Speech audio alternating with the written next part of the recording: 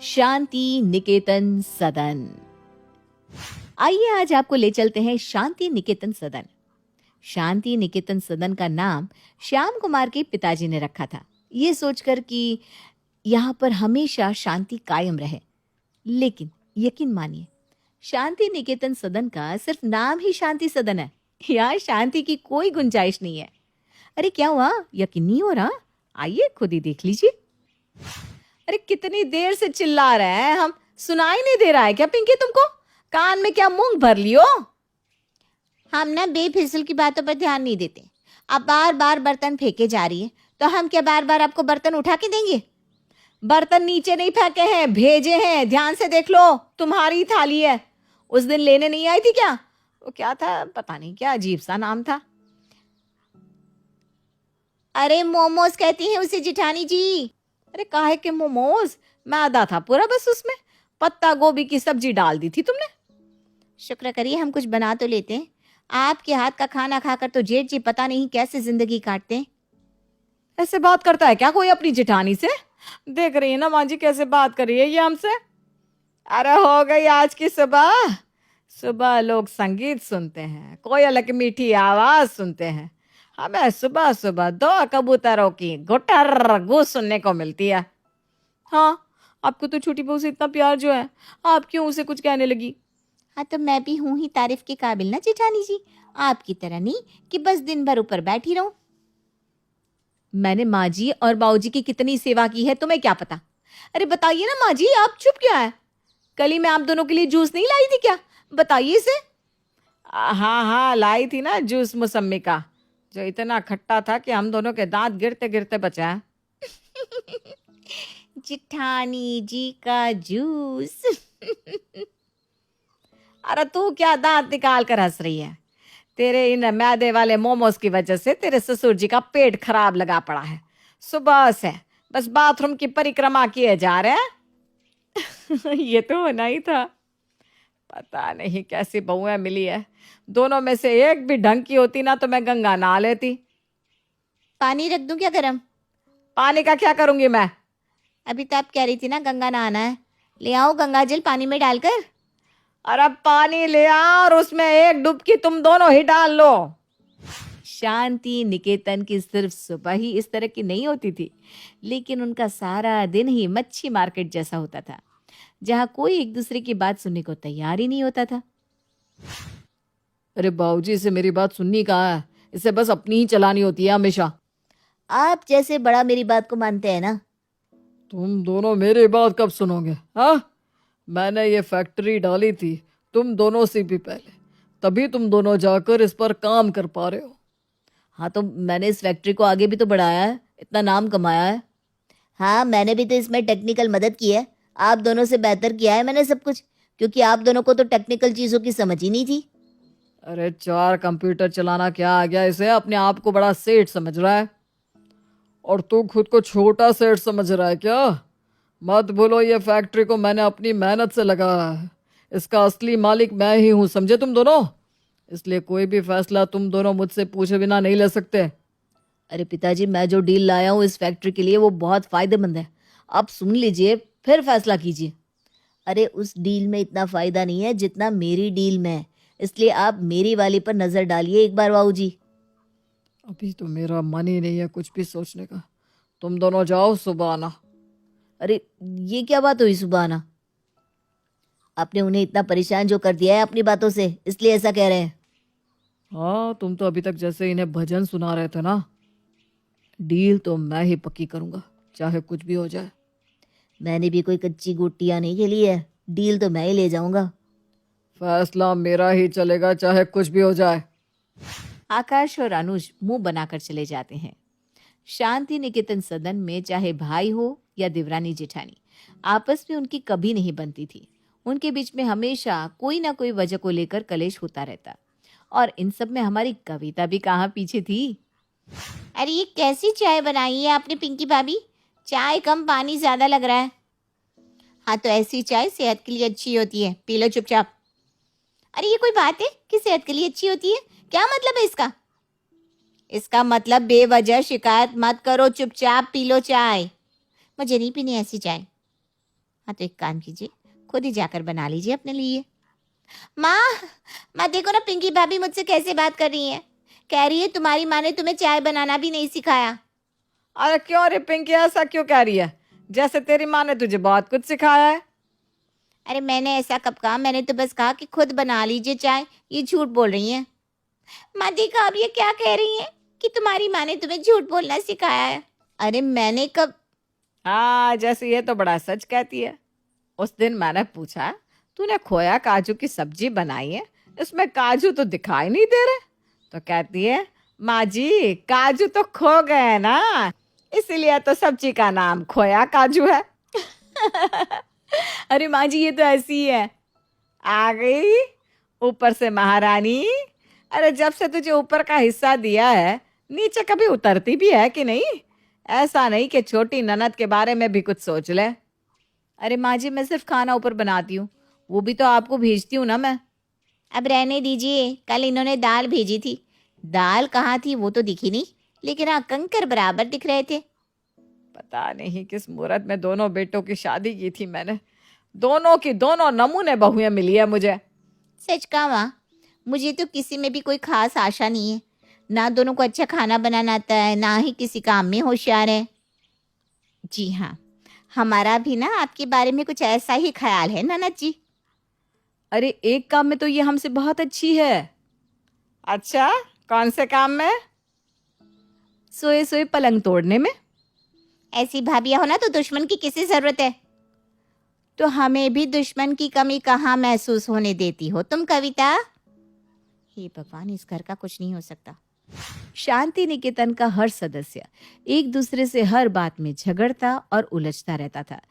क्या इनकी नोकझोंक यूं ही चलने वाली थी, या कोई तीसरा अब इनकी कमजोरी का फायदा उठाने को तैयार था? अरे आओ, बैठो बैठो बैठो। चंदन कैसे हो तुम? अब ठीक है भाई साहब, अब कैसे हैं? बस कट रही है, तुम बताओ। इतने सालों बाद आना हुआ है तुम्हारा, हमारी याद नहीं आ रही थी क्या? अरे भाई साहब, याद तो आपकी बड़ी आती थी, लेकिन हमने सोचा आपको क्या कष्ट देना, इसलिए बस यही सोच के रह जाते थे। अरे तुम हमारे चचेरे भाई हो, कष्ट कैसा। अब इस बार आए हो तो कुछ दिन रह कर ही जाना। जी भाई साहब, जैसा आप कहें। भाभी जी चलिए, हम आपकी रसोई में मदद कर देते हैं। हाँ हाँ, चलो चलो। चंदन सिंह और शीला कुछ दिनों के लिए शांति निकेतन सदन में रहने आए थे, लेकिन यहाँ के लोगों की फितरत मेहमानों के सामने भी कहाँ बदलने वाली थी। वो सब तो लगे पड़े थे एक दूसरे से कलेश करने में। अरे बहू, इसमें शायद नमक थोड़ा ज्यादा लग रहा है। हमने तो पहले ही कहा था माँ जी से, दिव्या भाभी को मत दो खाना बनाने के लिए, कर दिया ना कांड। अरे तो हमने कौन सा कहा था कि हमारे हाथ की दाल खाओ?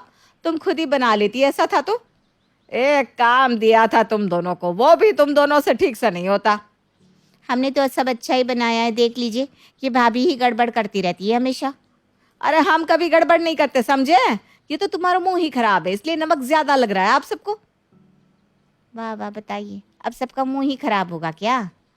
देख रही हो ना शीला, कैसी बहुएं हैं हमारी, किसी बात की समझ नहीं। कोई मेहमान बैठा है, चार बातें समझदारी की कर ले, लेकिन नहीं। हम तो कह रहे थे कि हम चना दाल बना देते हैं, वो हमसे अच्छी बनती है, लेकिन माँ जी ने कहा नहीं, उड़द की दाल बना दो। अरे चना दाल खाकर तुम्हारे बाबूजी सारी रात पापते रहते हैं और कमरे में गैस की बारिश कर देते हैं। हाँ वो तो सही कहा आपने, हमें ना ऊपर तक गैस की बदबू आती है। वो तो आपको खुद के कमरे से ही आती होगी, थोड़ी सफाई कर लिया करो। सफाई का ज्ञान ना तुम हमें मत दो, समझी? हमें पता है तुम कितनी सफाई रखती हो। आपसे तो ज्यादा ही रखते हैं। अरे कहाँ की बात कहाँ ले जा रही हो तुम दोनों, चुप करो। शीला, तुम इन दोनों की बातों का बुरा मत मानना, ये ना ऐसी ही है, एक दूसरे को फूटी आंख नहीं भाती। अरे कोई नहीं जीजी, होता है ऐसा, तो हर घर में होता है। एक तरफ शीला इनके घर की बहुओं को कलेश करते देख रही थी, वहीं चंदन सिंह के सामने इनके बेटों के बीच का मतभेद सामने आ रहा था। अरे क्या हुआ, अभी तक आपने चेक पर दस्तखत नहीं किए बाबूजी? कल ही तो कहा था आपसे। अरे तुम मेरे बाप हो कि मैं तुम्हारा? मेरा जब मन करेगा तब मैं चेक पर दस्तखत करूंगा। अरे पर कल क्लाइंट आने वाले पेमेंट के लिए कैसे करूंगा उनको मैं पेमेंट? वो तो आपको पहले सोचना चाहिए था ना, आपकी गलती है। अब बाबूजी पर हुक्म नहीं चला सकते भैया। हाँ, अरे तू तो चुप ही कर अनुज, हमें पता है तुम फैक्ट्री में क्या करते हो। कितने दिनों से वो रायपुर वाली फाइल नहीं बनी, बताओ। हाँ तो बना लेंगे ना, आपको फिक्र करने की जरूरत नहीं है। अरे आप दोनों समझ नहीं रहे हैं, फैक्ट्री के लिए कितनी सारी चीजें सोचनी पड़ती है और आप दोनों है कि कुछ समझ ही नहीं रहे। तू बहुत तो ऐसे कर रहा है जैसे ये फैक्ट्री सारी तेरी है और तू ही चलाता है। चंदन बता इसे, कैसे मैंने ये फैक्ट्री बनाई है और यहाँ तक पहुँचाया है। बाबूजी, आपने फैक्ट्री डाली थी तो मैंने उसे आगे बढ़ाया है। क्या आप बात बात पे मेरी फैक्ट्री करते रहते हैं? देखिए तो बाबूजी कैसे बात कर रहा है भैया आपसे। मैं कह रहा हूँ कि इस फैक्ट्री को आगे बढ़ाने के लिए मैंने अपना सब कुछ दांव पर लगाया है। आप दोनों की तरह नहीं कि बस मज़े किए हैं। आपने मेहनत की है तो मैंने भी अपना खून पसीना लगाया है इसमें। तुम दोनों ने कुछ भी किया हो, ये फैक्ट्री मेरी थी, मेरी है और मेरी ही रहेगी। बाबूजी, आप ऐसा नहीं कह सकते। आकाश बेटा तू शांत हो जा। चलो हम दोनों छत पर चलकर थोड़ी देर टहल कर आते हैं, इससे तेरा मन भी शांत हो जाएगा। चंदन सिंह गर्म हालात को देखते हुए आकाश को शांत करने के लिए ऊपर छत पर ठंडी हवा में ले जाता है। आकाश बेटा शांत हो जा, तू इस घर का बड़ा है, सबसे समझदार है, अपना दिमाग शांत रखा कर। अरे काका, मैं कितनी कोशिश कर लूँ, ये दोनों मेरी बात कभी सुनते ही नहीं है। मैं समझता हूँ बेटा, मैंने देखा कैसे भाई साहब और अनुज तेरे खिलाफ हो गए थे। मैं जहाँ से देख रहा हूँ सारी फैक्ट्री का कारोबार तू संभालता है, सब कुछ तुझे ही देखना होता है, फिर भी अनुज और भाई साहब तेरी कदर नहीं करते। बिल्कुल सही कह रहे हैं आप काका, इन दोनों को मेरी मेहनत दिखाई नहीं देती कभी। मैं कहता हूँ बेटा, कभी कभी अपनों को भी सबक सिखाना ज़रूरी है। मेरी मान तो तुझे कोई ठोस कदम ले लेना चाहिए। अब क्या मतलब है काका आपका? मैं तो बस इतना कह रहा था कि आप सबको अपना अपना हिस्सा मांग लेना चाहिए, और तुझे तो बड़ा हिस्सा ही मांगना चाहिए क्योंकि सब कुछ तो तू देखता है। देख, मैं तो बस सलाह दे रहा था, आगे तेरी मर्जी बेटा, मैं तो मेहमान हूँ और ज़्यादा तो कह नहीं सकता। चंदन सिंह की बातें आकाश के दिल में घर कर गई। वो अब इसी सोच में डूब गया और शायद इसके बारे में कदम उठाने की भी सोच रहा था। अरे ला पिंकी बहू, मैं तेरी मदद कर देती हूँ, कब से देख रही हूँ अकेले ही काम कर रही है। अरे नहीं काकी जी, मैं कर लूँगी, मुझे आदत है, आप बैठिए। हाँ वो तो मैंने देखा कि तुझे काम करने की आदत सी है, क्योंकि बड़ी बहू तो ऊपर रहती है आराम से, हैं? सारा काम तो तुझे ही देखना होता है, सास ससुर मेहमान, है ना? वही तो, यहाँ का सब कुछ मैं ही देखती हूँ काकी जी। दिव्या भाभी बातें करने के अलावा और कुछ नहीं करती। फिर भी वो जिठानी होकर सब कुछ लेकर बैठी है, सही है क्या? इसे तो ऊपर का हिस्सा भी मिला हुआ है, फैक्ट्री भी उसके पति के हाथ में है। एक बेचारी तू यहाँ सब कुछ करते हुए भी तेरे हाथ में कुछ नहीं। बात तो आप बिल्कुल पति की कर रही हैं काकी जी। मुझे ना तुझे देखकर बड़ी दया आती है। मैं तो कहती हूँ अब वक्त आ चुका है अपने लिए आवाज़ उठाने का, अपना हक मांगना सीख, अपना हिस्सा मांग ले। बाकी ये तो आपके घर का मामला है, हम तो क्या ही कह सकते हैं जी? शीला की बातें पिंकी को सोचने पर मजबूर कर चुकी थी और उसका मन भी अब गुस्से से भर गया था। रात को आकाश गुस्से से घर में दाखिल होता है। मुझे आप सबसे कुछ बात करनी है, सब लोग आंगन में आइए। हाँ चलो सब लोग आंगन में आ जाओ। अब देखना कैसे इस घर के हिस्से होते हैं। मैंने पेपर्स भी बनवा लिए हैं और काफ़ी हिस्सा अपने नाम भी करवा लिया है। ये लोग आपस में लड़ते रहेंगे और हमारा फ़ायदा हो जाएगा इसमें। मैंने पिंकी को भी अच्छे से बॉटल में उतार लिया है। चलो आकाश को ये पेपर्स दे देता हूँ मैं। हाँ चलिए बाहर देखते हैं क्या हो रहा है। काका, लाइए पेपर्स दीजिए मुझे। अच्छा हुआ आप इस बारे में बात कर रहे हैं, मुझे भी आपसे यही बात करनी थी। हाँ, अब वक्त आ गया है कि हम हिस्सा कर लें। हाँ, हमें हमारा हक मिल ही जाना चाहिए, है ना काकी जी? ऐसा इनका मानना है। हाँ वो मैं तो बस। तुम्हें क्या लगा तुम हम सब में दरार डालोगी और हम बिखर जाएंगे? काका, ये फैक्ट्री मेरे बाबूजी की कमाई है और उनकी रहेगी। कोई बाहर का तीसरा हमारा फ़ायदा नहीं उठा सकता। मेरे बाबूजी और मेरा छोटा भाई मेरे लिए सबसे आगे हैं। इस शांति निकेतन सदन में चाहे कभी शांति ना रहती हो, लेकिन हमारे मन में प्यार की कमी कभी नहीं होती। आपने जो कोशिश की ना हम सबको अलग करने की, इससे हम सब वाकिफ हो चुके थे, लेकिन आपका ये सपना कभी पूरा नहीं होगा काकी जी। तुम यहाँ आए, हमें बहुत अच्छा लगा। अब शायद तुम्हें भी यहाँ अच्छा नहीं लग रहा होगा, है ना? आइए काका, मैं आपको बाहर तक छोड़ाता हूँ। चंदन और शीला जो करने की सोच रहे थे वैसा तो कुछ भी नहीं हुआ। शांति निकेतन के सदस्य आपस में चाहे कितना भी युद्ध क्यों ना कर ले, लेकिन वो किसी बाहर वाले को अपना फायदा उठाने नहीं देते।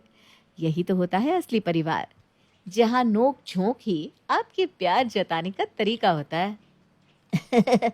आप भी आइए ना कभी शांति सदन में।